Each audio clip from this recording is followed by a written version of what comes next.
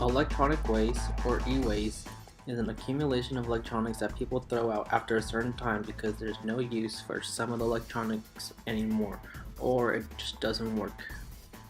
More specifically, it is an emerging problem as well as a business opportunity of increasing significance given the volumes of e-waste being generated and the content of both toxic and valuable materials in them.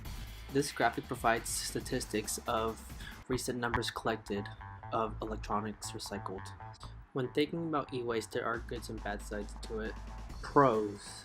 The good side to e-waste is that people with electronics at home have a way to recycle instead of just throwing it away at a landfill.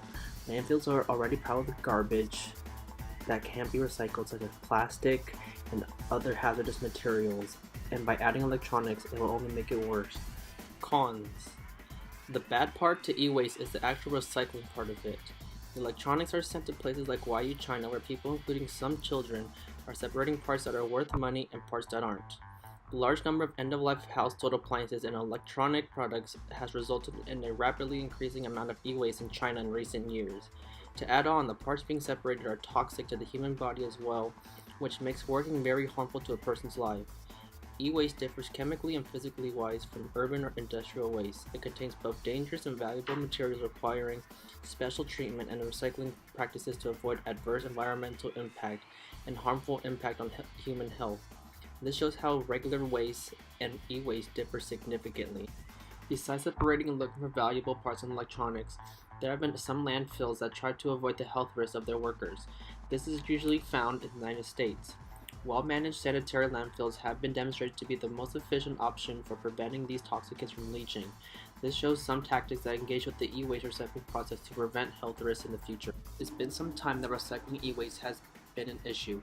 In the last 2 decades, there has been an increase in the number of environmental policies and legislations focusing on the product development process with the view to reducing the environmental impacts resulting from the products. There have been ways that people are trying to make e-waste better. Technology plays a vital role in recycling e-waste. The Kubota vertical shredder, for example, utilizes the shredding technology to grind down electronics into a smaller size. More than 40 years of proven technology are built into the shredder.